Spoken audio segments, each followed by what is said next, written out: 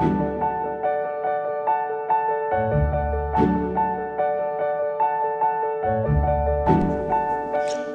in this second half, we're going to have a look at some of the statements by astronauts in relation to the topic of disclosure.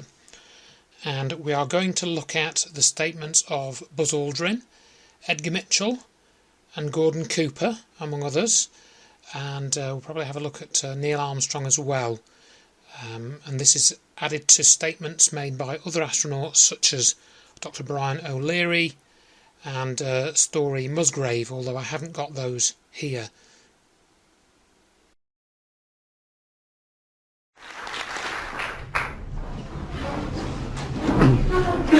Thank you, Mr.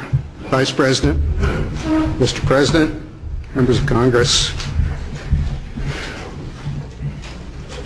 fellow astronauts, ladies and gentlemen.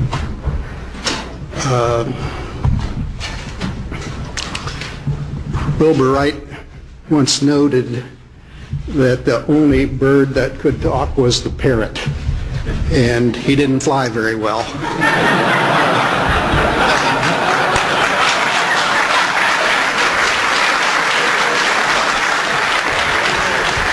So I'll be brief.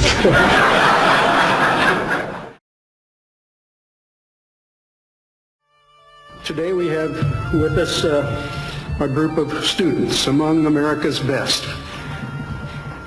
To you we say we have only completed a beginning. We leave you much that is undone. There are great ideas undiscovered, breakthroughs available to those who can remove one of truth's protective layers. So what was Armstrong on about? Truth's protective layers? What was he talking about? That was in 1994, the same year that Aldrin's marriage of 38 years broke up. So I get the feeling he thought he might try and disclose something then, but was probably warned off. So what about Buzz Aldrin? Well, if you want to watch the documentary, I think we've probably spoken about this, Astronauts Gone Wild, you'll see him saying to Bart Sibrel, if you show this publicly, I'm going to start a lawsuit. So Bart Sibrel showed it publicly, their interview, but I don't think Aldrin ever started a lawsuit because he knew he would have lost, probably.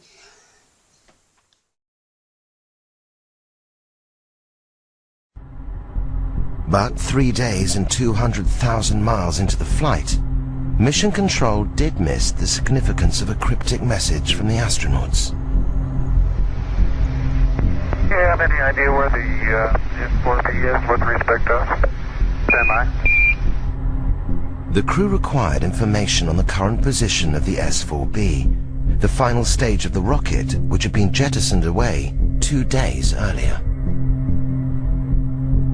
This short message hid an extraordinary turn of events. Apollo 11 wasn't alone in space. There was something out there that was close enough to be observed, and what could it be? Traveling alongside Apollo 11 was a mysterious object, like this one filmed on a later mission. If the object wasn't part of Apollo's rocket, it could be only one thing: a UFO. Mike decided he thought he could see it in the telescope, and he was able to do that. And when it was in one position, that it had a series of ellipses. But when you made it real sharp, it was sort of L-shaped. That didn't tell us very much. NASA knew very little about the object reported by the Apollo 11 crew. It was obviously an unidentified flying object, but such objects were not uncommon, and the history of even Earth orbit space flights going back over the previous years indicated that several crews saw objects. Despite having a clear view of the UFO, the crew were wary of reporting it to Mission Control. Now, obviously, the three of us were not going to blurt out, "Hey, Houston, we got something moving alongside of us, and we don't know what it is. You know, can you tell us what it is?" We weren't about to do that. because we know that those transmissions would be heard by all sorts of people, and who knows what somebody would have demanded that we turn back because of aliens or whatever the reason is. So we didn't do that, but we did decide we just cautiously ask Houston how far away was the S-4B? Unaware of the drama unfolding in space, Mission Control radioed the position back to Apollo 11. Apollo 11, Houston, the S-4B is about 6,000 nautical miles from you now, over. And a few moments later, they came back and said something like it was 6,000 miles away because of the maneuver. So we really didn't think we were looking at something that far away. So we decided that after a while of watching it, it was time to go to sleep and not to talk about it anymore until we came back in debriefing. To this day, whatever it was the crew saw has never been positively identified or officially acknowledged. The possibility that you might encounter aliens in space has to be considered in a very sensible and positive and realistic way. There were a lot of people within the program who went off later and became convinced that UFOs existed. And that led to some concern on NASA's part, where they got the agreement of the crew never to publicly talk about these things for fear of ridicule. I have been always interested in extraterrestrial life, and I don't know if it's true or not, but I had heard that someone was saying that you had seen a UFO. NASA said don't say anything about it, and we might as well get it from the horse's mouth, Buzz. Did you see anything unusual up there? Well, you know, a guy by the name of Charles Berlitz wrote something about the Roswell incident, and to establish his credibility, he had a little table in the front of his book which attempted to take advantage of alleged observations of people, of unusual sightings. And he specifically referred to Anglia TV's reported this, that had been cited by somebody else, that Neil and I saw some green things, green creatures. Well, this kind of spoiled my credibility and a lot of other people. So I decided to take him to court and sue him because he was repeating phrases that were inaccurate. He's not done the right kind of, well, we won the suit. And I, you know, hopefully it would cause a few people to be a little bit more careful in how they try and treat trusted servants of our government and of our people to tell the truth. I just feel that it's a little irresponsible of people to, especially after so many years, to bring up subjects that have been explained rather thoroughly, especially in our case in debriefings.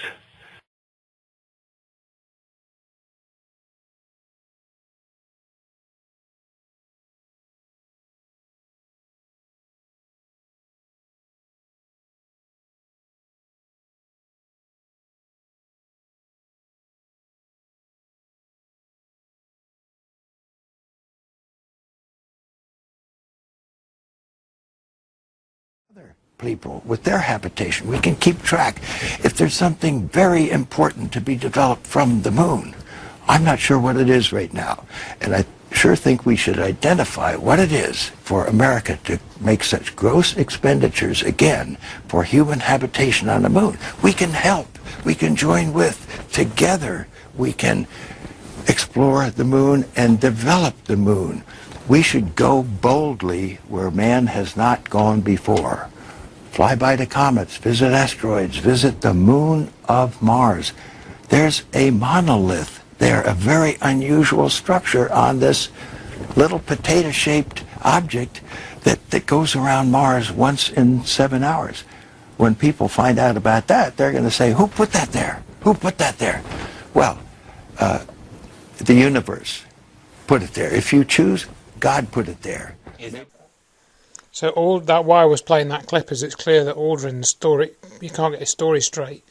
He tells a big long story about the S4B thing which he saw in space, but yet when he talks to George Newry, which was a few months later, he doesn't even mention it. He talks about somebody saying, oh, somebody tried to say he'd seen little green men. Yeah, which obviously you know. isn't what George Newry was talking about. No. He must have heard him talking about the thing. The booster, yeah. Trailing them. So why didn't he say, well, actually we thought, you know, it was a UFO, but actually it turned out to be the booster or something? I know he didn't say that in the video clip, but what he said was nothing like what he said in the documentary, which...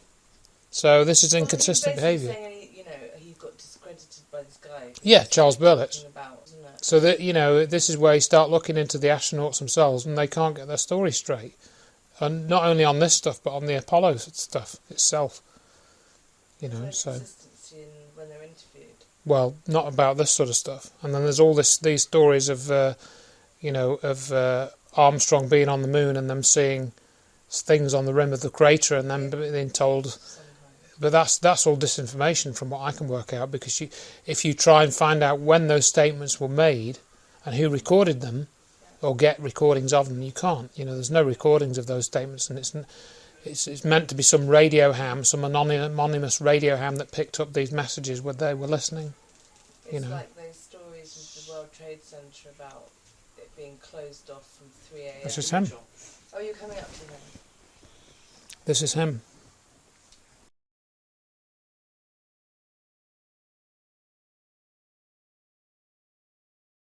If you're going to press me on this, I'm not going to talk to you anymore, because I won't pursue this. All of this attempt to say the Apollo programs were fake is just sheer nonsense. And you can talk till hell freezes over, and you're wrong. Okay? Well, would you affirm... I won't continue on this line. Would you swear on the Bible that you walked on the moon? You bet your sweet ass. Okay. Put your left hand on the Bible. Put your left hand on the Bible. Raise your right hand and say, I, Edgar Mitchell. I, Edgar Mitchell. Affirm. Affirm. Under penalty of eternal damnation. I don't believe in that, but penalty of eternal damnation. That I walked on the moon on Apollo 14. That I walked on the moon on Apollo 14. Well, you know, you're the first astronaut to do that. We asked 6 other astronauts to swear on the Bible, and they refused to do it. Well, I don't particularly like to take oaths like that either, because I don't accept the Bible as a gospel of anything except a historical record. But we did go to the moon. You bet your sweet ass we went to the moon. Okay, turn off the camera. Your interview is done. I've given you all the time I'm going to give you. Okie dokie. Good to meet you. I don't say it's a pleasure. Understand. Please get your ass out of my house. Okay. And you came here under false pretenses, and I think you're an asshole. Well, and if you continue this, and if you press us, I will personally take you to court. I hope that you do. I invite you to. I'm going to give you my card so you can arrange that. And I'm encouraging you to arrange... You're frankly not worth it. No, we have you on the record saying you'll take me to court. I hope you do. Because we have proof that would prove it in a court of law that Apollo 11 didn't go to the moon. And I think it's something that you should see. I don't say that lightly, believe me. I don't say it lightly. You have joking, sir. People can have fun. And maybe do that if they feel like they want to have a little fun on a trip to the moon. As an independent producer... Okay, we're heading out. Doing that is against moral ethics. Lying about going to the moon is a satanic lie of gigantic proportions. I don't hit people, but you're going to be on the deck unless you get... I'm heading out. I appreciate it. And get the hell out of my house. Go get a gun and shoot them at them before they get out of the office? We have a video camera running if you want to do it. Right. That would be great footage for us.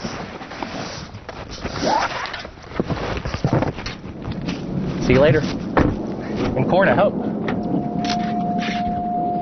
Want to call the CIA? Have them whacked.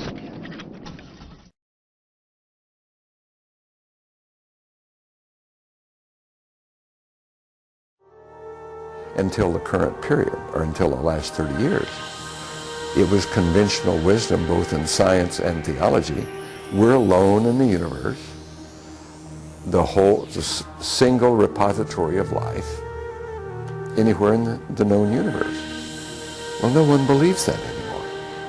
Well, if the accounts are to be believed, yes, there have been ET visitation, there have been crashed craft, there have been material and bodies recovered, and there is some group of people somewhere that may or may not be associated with government at this point, but certainly were at one time, that have this knowledge.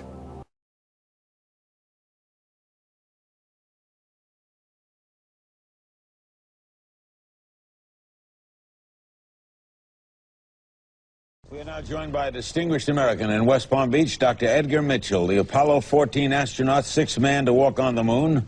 Many of the Roswell witnesses told Dr. Mitchell their accounts, which he says were later verified by a contact at the Pentagon. What do you believe, Dr. Mitchell?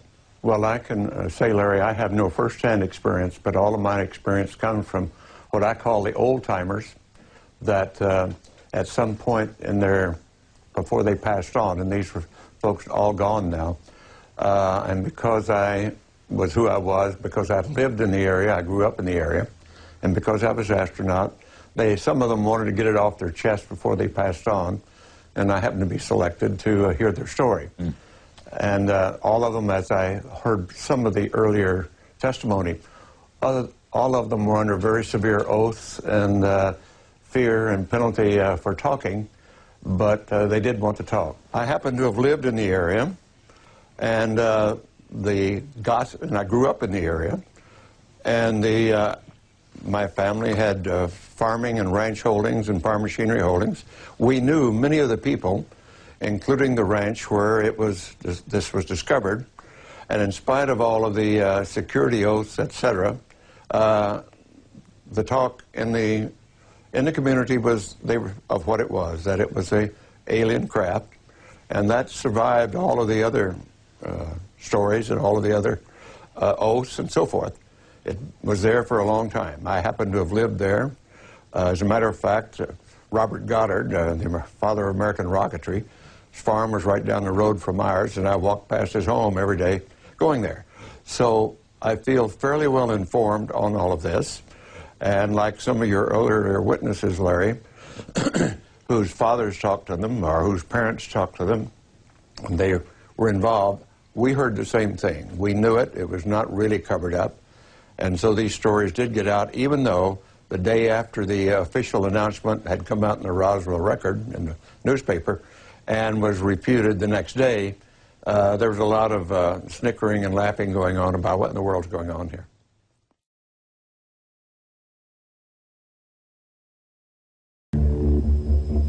One of the pivotal people that I encountered early in my career was Edgar Mitchell, the astronaut.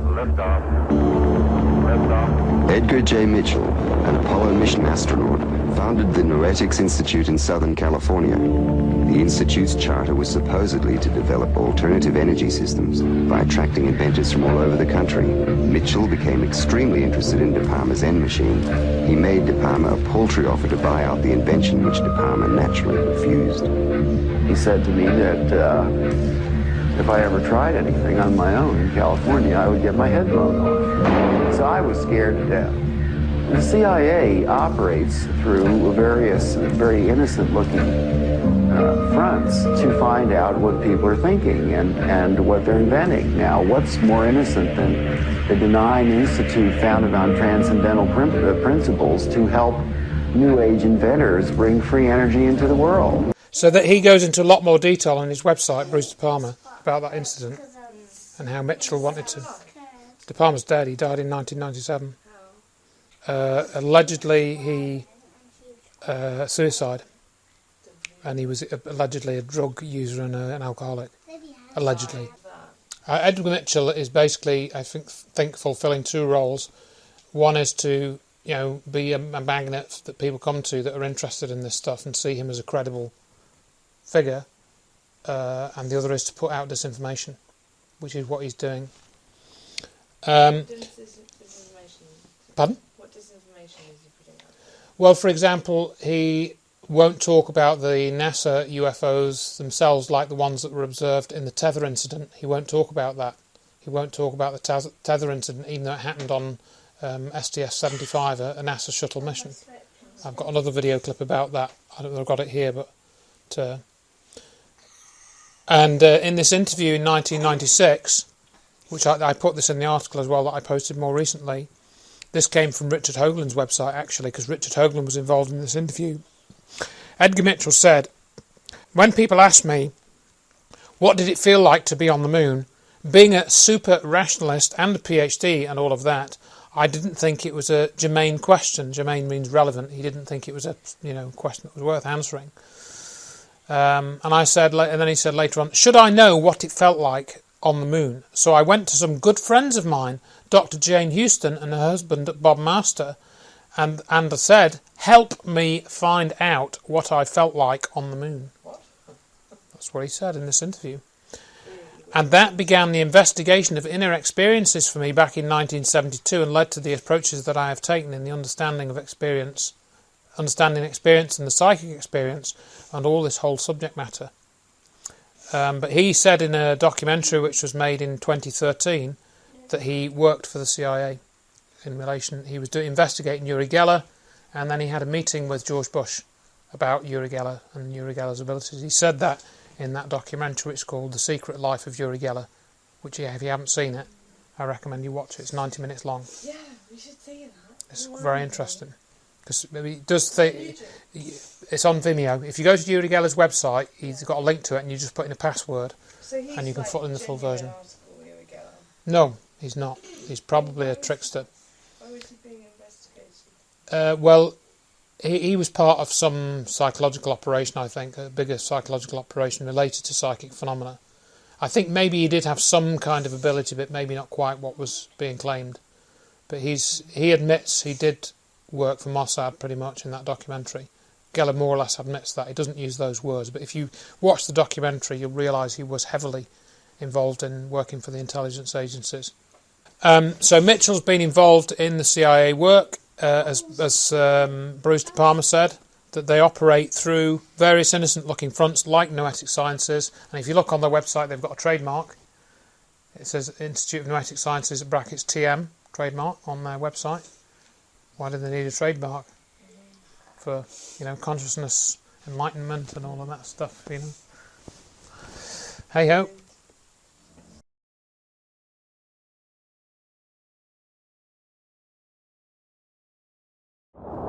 In 1965, Gordon Cooper was the last American astronaut to go up into space alone. What they think on it. Now the action that I have taken is to turn off my 05G switch fuse and my... He orbited the planet 22 times.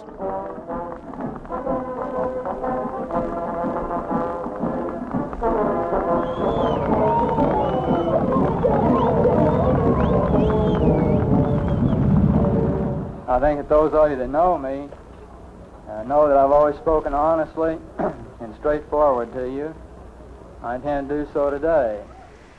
10 years earlier, while stationed at Edwards Air Force Base, Cooper witnessed an event that has yet to be explained nearly 50 years later. He was supervising the filming of a precision landing facility for F-86 fighter jets.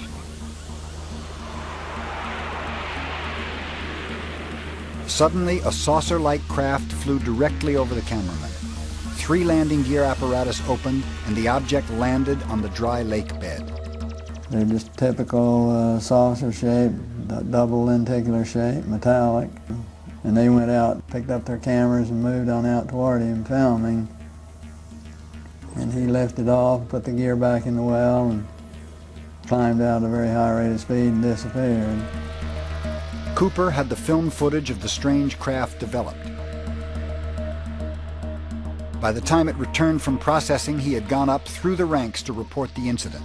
Finally, with the colonel telling me to, when the film arrived at my desk, to put it in the carrier pouch. There would be a courier there at my office by that time already, and they'd arranged for him to fly in our base airplane back to Washington with these films. Did you watch the film?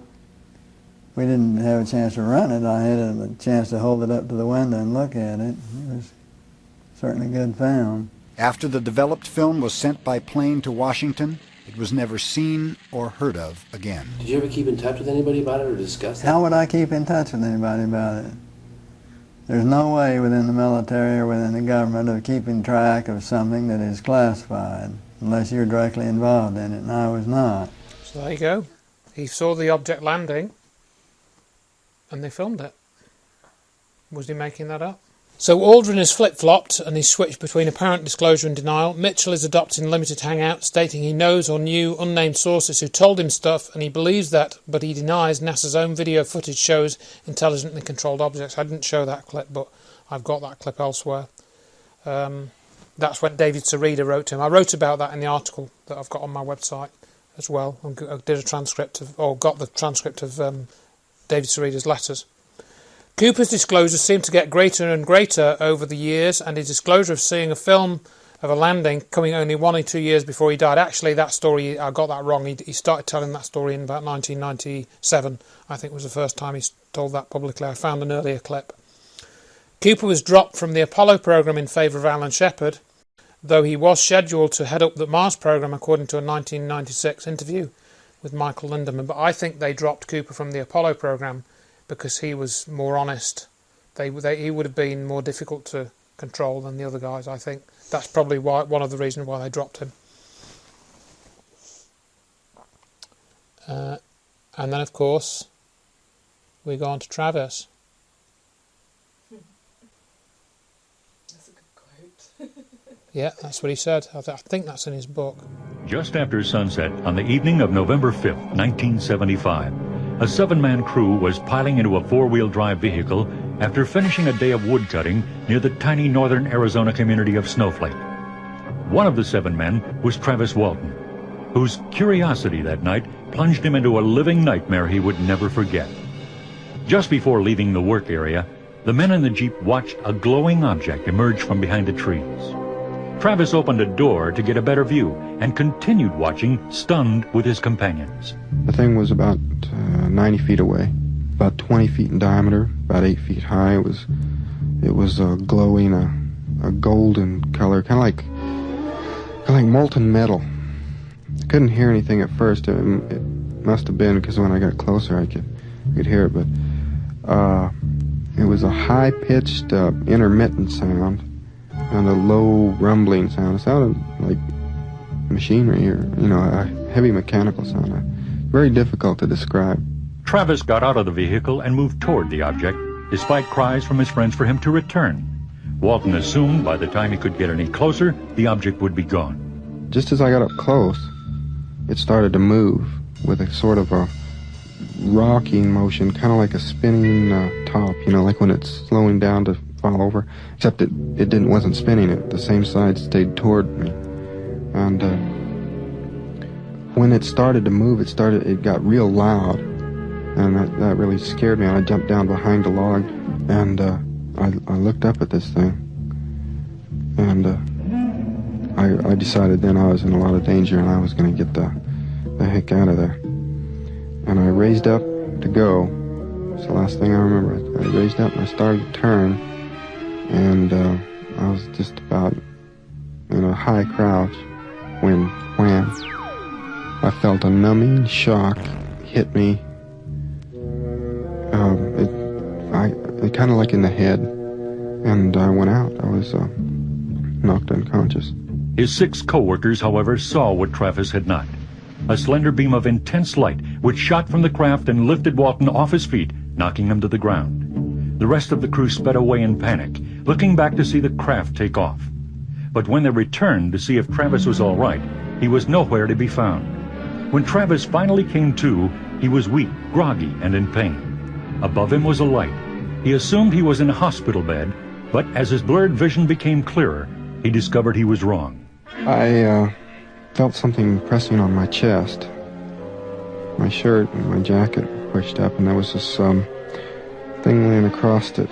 It was about 4 or 5 inches thick.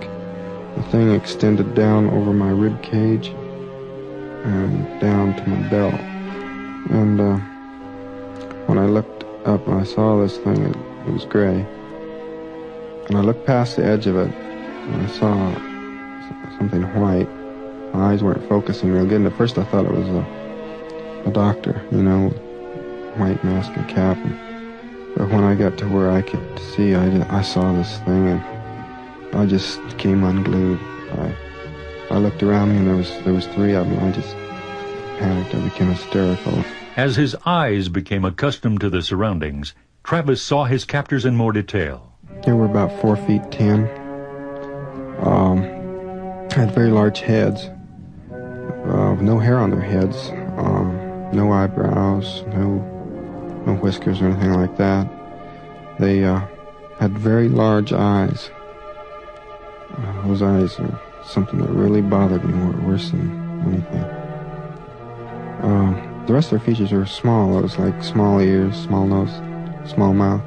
Hardly any lips if they had any lips. I never saw them open their mouth. But they were wearing a long coverall type things. They were orangish tan. When I saw them, I struck out. I wasn't really a blow. I was so weak. I pushed this one on my right, and he fell back into another one. They felt kind of marshmallowy, kind of like fat, you know.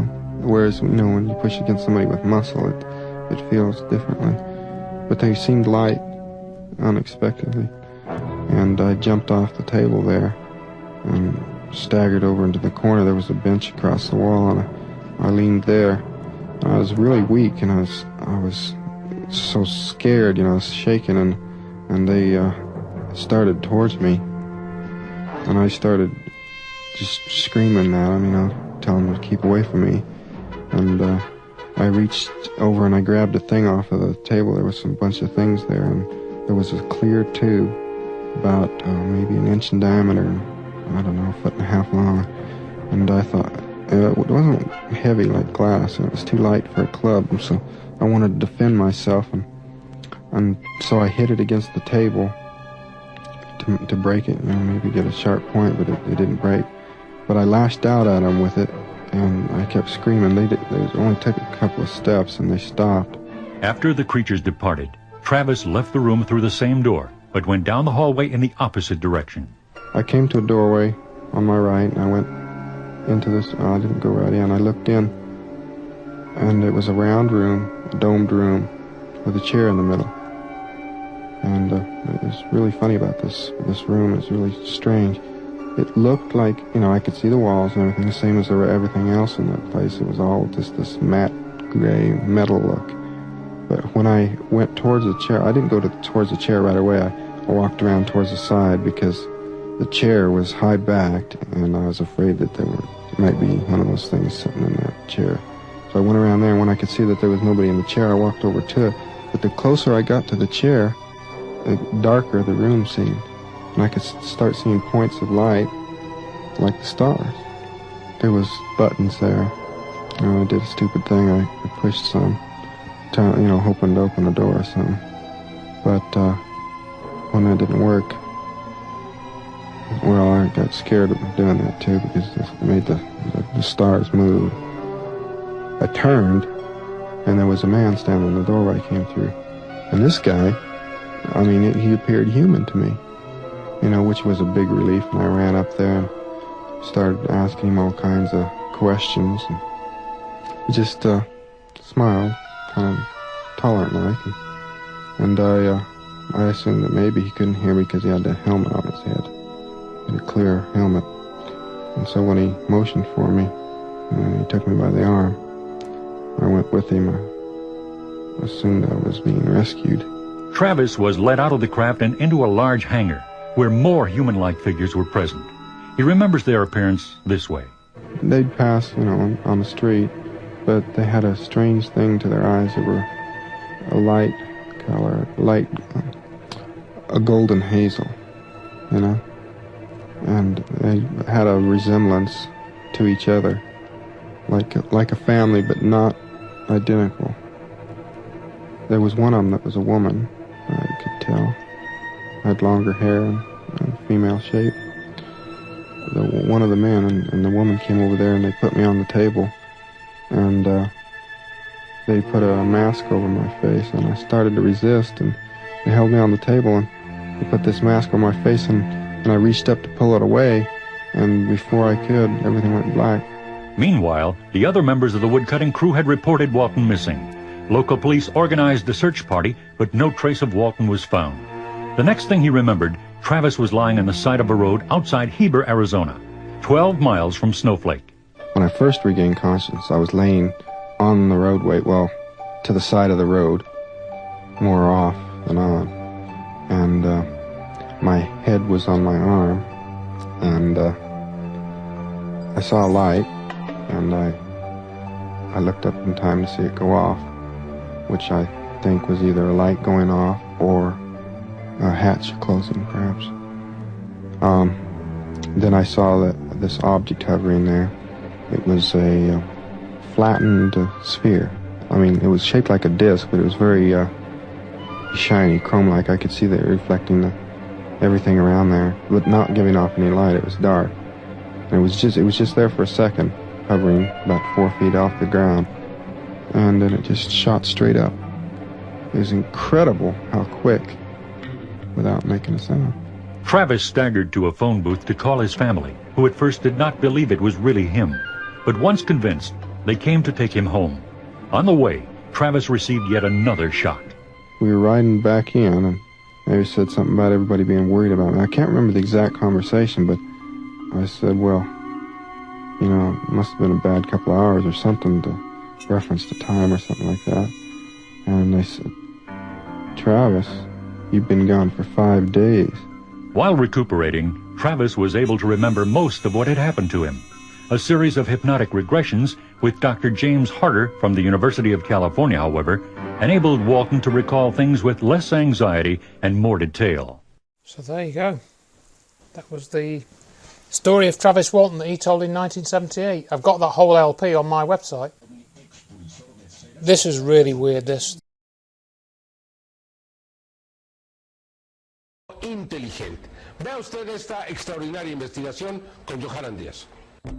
Un día después de que le presentamos el video del ovni expulsor de esferas captado en satélite en el municipio de Naucalpan, Estado de México, el pasado. I mean, what the hell is that? You've seen it, yeah. Did you see the second film of it, though? You'll see that in a minute. This is from another angle. So 2 people filmed it. This is from, you know, the other direction. Y estando en la azotea de su casa en el coña, va de un lado para otro y es cuando regresan a ella 4 posibles esferas. Aquí, una comparación con el video de Pedro Hernández que dura 2 minutos con So Pedro Hernandez and Alfredo Carrillo, they both filmed it. Con la filmación de Hernández, el sol le pega de frente a estos objetos y por ello se ven amarillos rojizos. Recordemos que está atardeciendo y que fue tomado desde la parte norte, mientras que Carrillo lo toma a contraluz desde Azcapotzalco. Estos 2 lugares están separados en línea recta por cerca de 6 a 8 kilómetros. Para el minuto 1:36 pasa por el lugar un segundo avión. Podemos darnos cuenta cómo el testigo tiene que bajar la toma para que no le pegue de frente en los rayos solares. So I think that I put this in because it was, you know, it come out about the time I was making this presentation, so I thought it was a good addition. Because, I mean, it's an incredible piece of film, that. I mean, I still don't think I've seen one as good as that, as weird as that, since then. Yeah, right. So the chances... Yep. And I mean, Jaime Maussan himself has been wrapped up in controversy because of that little creature. You know, they apparently caught the little sort of creature with the strange teeth. And do you remember seeing that at all? But it turned out to be a monkey, a marmoset monkey.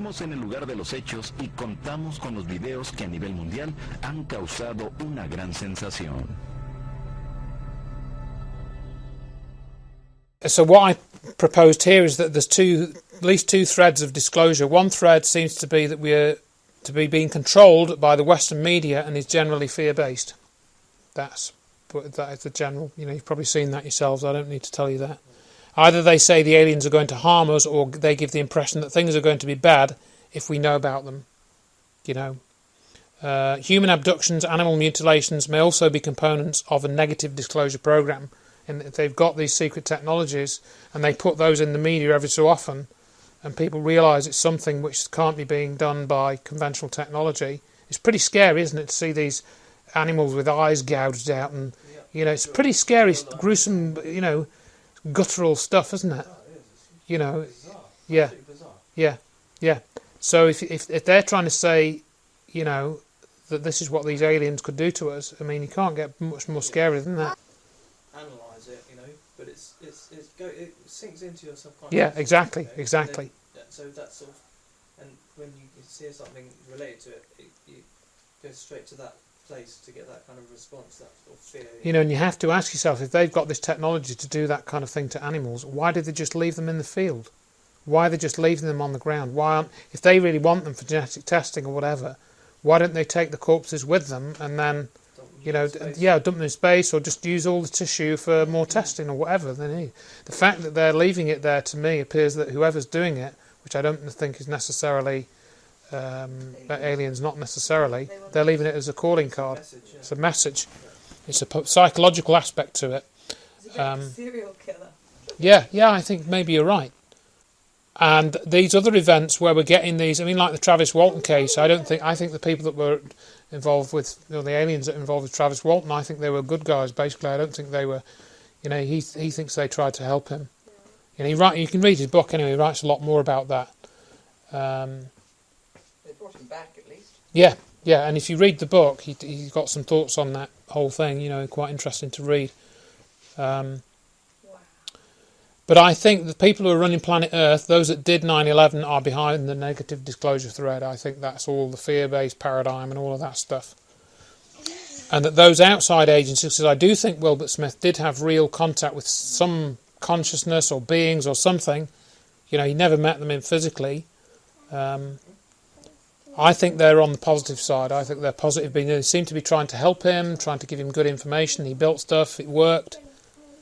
And I think each person makes a choice as to which side they kind of spend the most time looking at. I think, you know, looking at all these figures, you get some are convinced that all the aliens are really bad guys, you know, and then others who think they're all good, but it seems to be a mixture. Good morning, my name is Carol Rosen. In 1974, after being a 6th grade school teacher, I was introduced to the late Dr. Werner von Braun in the U.S., the father of rocketry. In my first meeting with him, during that first 3.5 hours, he said to me, Carol, you will stop the weaponization of space. And I said, you know, teachers don't stop until June. He said, no, you have to understand, this is February, and we have to prevent the weaponization of space because there is a lie being told to everyone that the weaponization of space is now first being based upon the evil empire, the Russians. There are many enemies, he said, against whom we're going to build this space-based weapon system, the first of whom was the Russians, which was existing at that time. Then there would be terrorists. Then there would be terrorists. Then there would be terrorists. Then there would be third world countries. Now we call them rogue nations or nations of concern. Then there would be asteroids. And then he would repeat to me over and over, and the last card, the last card, the last card would be the extraterrestrial threat. Well, at the time, I kind of laughed when he said asteroids, and when he said extraterrestrials, I knew I wasn't going to deal with that subject. And now we hear on the news just today, this week, that they've slid in another enemy. Only this time we're going to protect our satellites. In other words, we have to have some reason to spend these trillions, to waste these dollars on a space-based weapon system, and they're all lies.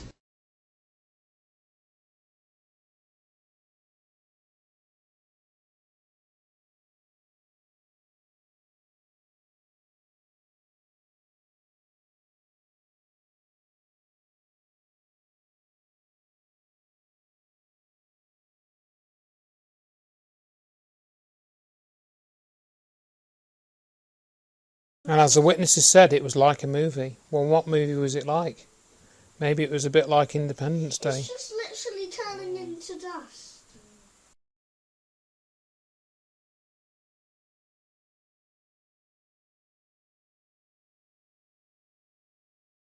It is literally turning into dust. I hope you remember that when you get older.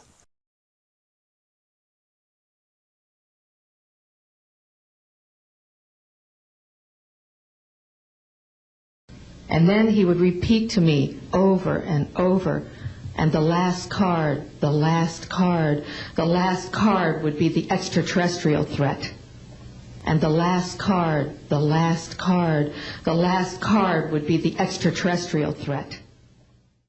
What happens when they run out of ISIS's and Osama bin Laden's and... Yeah, the Stooges. You know, they just need to spend maybe 10 or 20 years getting rid of the ridicule factor, which may be what the disclosure movement is now, like Steve Bassett and all those guys. Maybe they're helping to get rid of the ridicule factor for the people to get ready for that. I don't know. It's just, I'm just saying, be aware of that as a scenario, you know, that they're going to use to manipulate people, potentially, you know, potentially. What Wilbert Smith did, going back to him, so I thought this was a good way to end it. The audio is not brilliant, but hopefully you can hear it better on with Matt switched on the sound. So this is about 18 minutes. 1958. W.B. Smith speaking. I have been actively engaged in the investigation of the group of phenomena known as flying saucers for over 7 years. During this period, I have read most of the available literature on the subject, interviewed a great many people who have seen unusual things in the sky, examined many pictures and physical objects, made observations with scientific instruments, and carried on series of communications with intelligences claiming to be extraterrestrial. I started the investigation out of curiosity and as an extreme skeptic, fully expecting to find the phenomena to be due to man-made or natural causes. I am 48 years old, hold a master's degree in electrical engineering, occupy a responsible position in the Canadian government, hold a half-dozen patents, author of several technical papers, and in general enjoy a background in technical work and science indicating at least an average competence to study and report on phenomena of a scientific nature. I have tried so far as possible to use conventional and standard methods and equipment, and to investigate all possible angles before drawing any conclusions. In other words, I have followed the same general procedures which I would have followed if I had undertaken to study some more prosaic subject, such as radio wave propagation. The first phase of the work consisted of reading all available literature, collecting as much observational data as possible, and in general getting a fair perspective of the problem. The second phase involved theoretical and laboratory work to find openings in our technology and to establish relevant reference points. And the third phase involved following up the many and varied leads which developed from the first two phases. I do not intend to dwell on the first phase of this work, as my experience was quite parallel with that of other investigators who have provided extensive published reports of their findings. Nor will I dwell on the many dead ends which were explored, which looked promising at first, but faded out under careful investigation. Nor will I be able to be as specific as I would like to be with respect to material given to me in confidence, or which came to me through classified channels.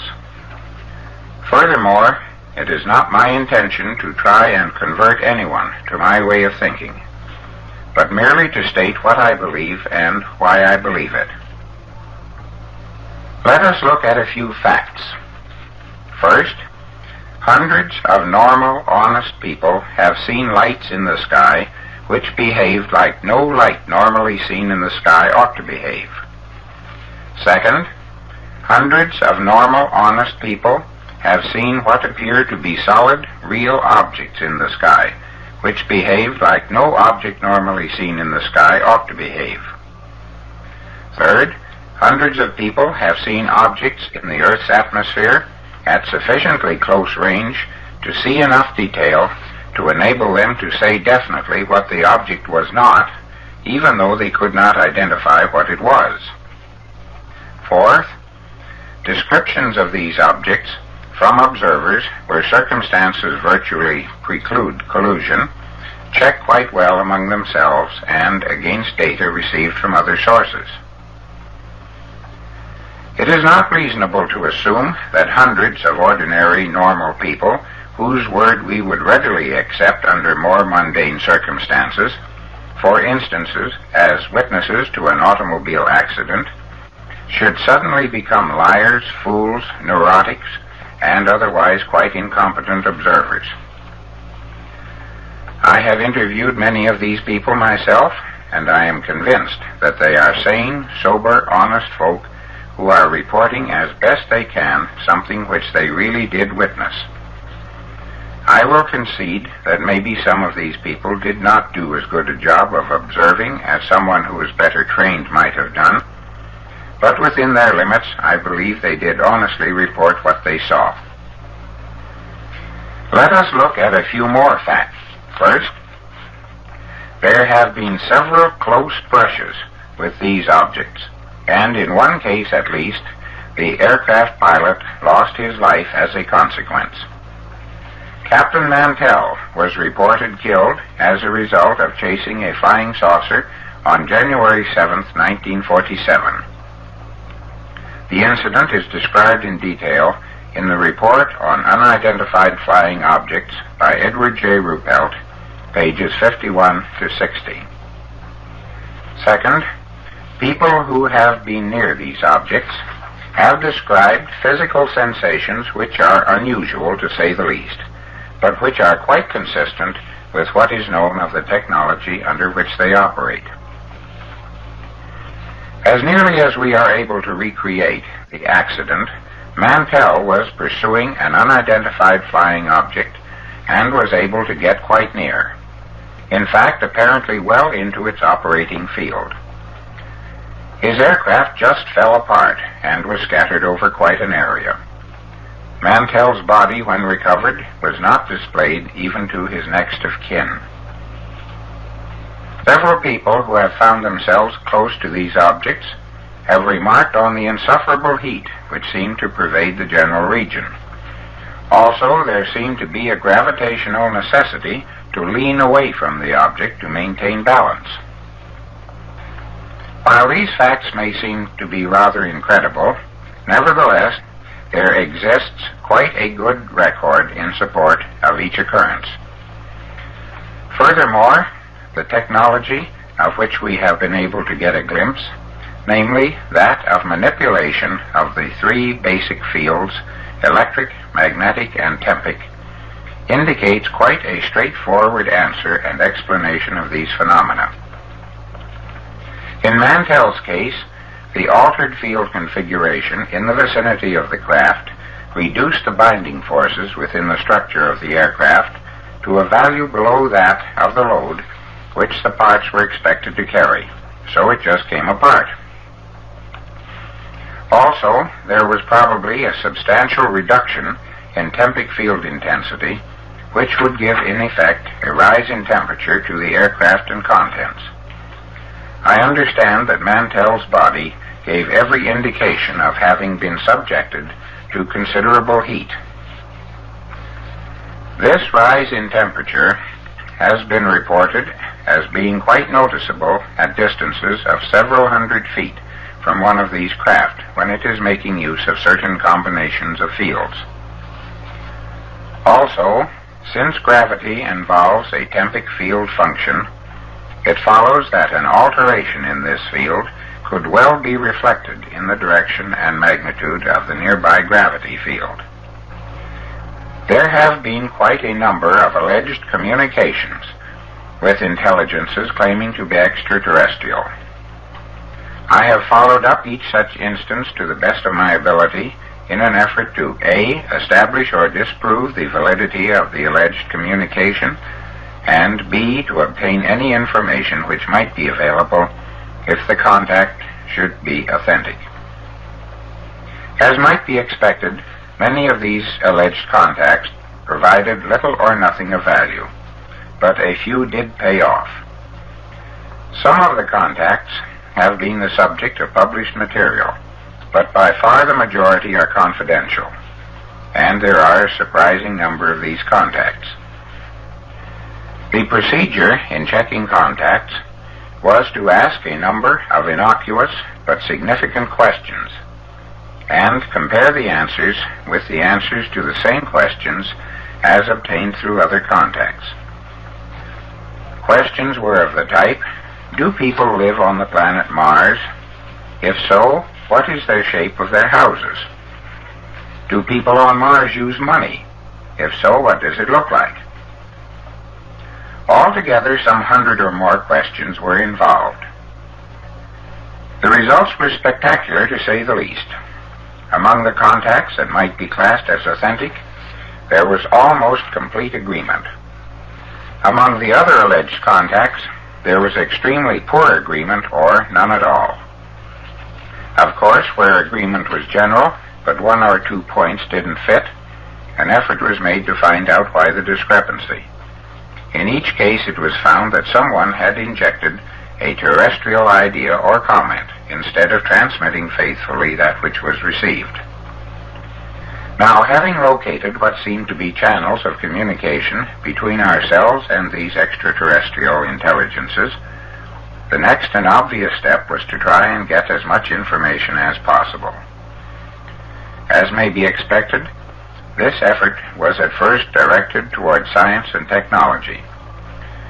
But it soon became apparent that there was a very real and quite large gap between this alien science and the science in which I had been trained. Certain crucial experiments were suggested and carried out, and in each case the results confirmed the validity of the alien science. Beyond this, the alien science was just incomprehensible. There followed a period of soul-searching during which many doubts were raised. While we were able to establish that these people from outside all told the same story, was that story the truth? True, there existed some pretty good evidence to support their statements, but maybe there was some other more conventional explanation. If the whole thing were a delusion, then quite a large number of people were suffering from precisely the same delusion. And furthermore, delusions are not externalized. At least I had never heard of such a case. If, on the other hand, it were a hoax, it was by far the most gigantic hoax the world had ever known. And to what end, and by whom was it perpetrated? The inevitable conclusion was that it was all real enough, but that the alien science was definitely alien, and possibly even forever beyond our comprehension. So another approach was tried, the philosophical, and here the answer was found in all its grandeur. I will not go into detail on the many revisions in ideas and basic thinking, beyond stating that the people from outside displayed great patience and understanding in overcoming the prejudices and misinformation I had spent many years in accumulating. I began for the first time in my life to realize the basic oneness of the universe and all that is in it. Science, philosophy, religion, substance, and energy are all facets of the same jewel, and before any one facet can be appreciated, the form of the jewel itself must be perceived. One of the most important things I had to realize was that we are not alone. The human race in the form of man extends throughout the universe and is incredibly ancient. Also, its appearance in physical form is but one of its many manifestations along the path of progress. Our civilization here on Earth now is only one of many that have come and gone. This planet has been colonized many times by people from elsewhere, and our present human race are blood brothers of these people. Is it any wonder that they are interested in us? To orthodox thinkers this may seem strange, but not nearly so strange as our orthodox ideas on evolution. The question might be asked, if these people are our brothers and are interested in our welfare, why do they remain so aloof? The answer is available. There is a basic law of the universe which grants each and every individual independence and freedom of choice, so that he may experience and learn from his experiences. No one has the right to interfere in the affairs of others. In fact, our 10 Commandments are directives against interference. If we disregard this law, we must suffer the consequences, and a little thought will show that our present world state is directly attributable to violation of this principle. When we enter this life, we do so to participate in certain events, the sequence of which was established before our birth, and which, if altered substantially, would deprive us of experiences necessary to our development. We have built-in protection against altering substantially these sequences in that we do not consciously know of them. But these people from outside have a much greater knowledge than we have, and have means of perceiving the sequences which must not be changed. Therefore, while they have every desire in the world to help, and stand by, ready, able, and willing to do so, they are not permitted by cosmic law to interfere. The dividing line between help and interference is very delicate indeed, and sometimes hard to perceive. But it is a demonstration of individual and collective progress how well we can be guided by it. I am told that one of our difficulties is that we do not recognize a sufficient number of dimensions and make use of them in our science. Furthermore, we do not recognize the true nature of dimensions or of their place in our universe. I am told that so far as we are concerned, there are 12 dimensions of deity, and these provide the entire structure of our universe. Our conventional concepts of dimensions are most inadequate and restrictive, and so long as we persist in them, we can never transcend the world of mechanical processes which we have built. In science, we have an established procedure always to tie a new discovery or observation to that which we already know, even though to do so requires extensive patchwork and perturbation factors to be applied to our existing knowledge to make the new knowledge fit. We invariably assume that the new knowledge must somehow be closely related to the old, and we are most zealous in tying the two together. As a consequence, we bend and warp our units of knowledge so that we can fasten them together, whether or not they belong together, until we have fabricated quite a structure which is almost completely closed on itself. Consequently, when we do find knowledge that should but just won't fit our structure, we have no alternative but to reject it. I am informed that science really is much more simple than we imagine, and all the component parts fit together perfectly without any corrections. Possibly we should start over again and reassemble our knowledge in a different pattern, and this time fit the jigsaw puzzle together properly without trimming the pieces. I feel sure that if we were to do this and accept the philosophy upon which this new approach must of necessity be based, we can enjoy the technology and the way of life which is demonstrated to us by the presence of the spacecraft and of our brothers from elsewhere. Thank you.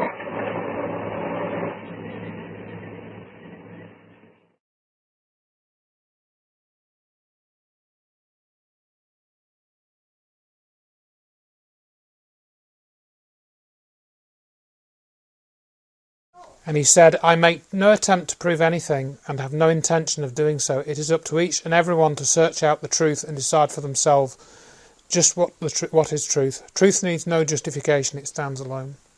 That's what he said in some of his writings. The end. So you can get all of that on Presidential UFO. Yeah. I've got it on CD. And that's the end. Wow. That's fantastic. Well, thank you so much. It's a pleasure and a privilege.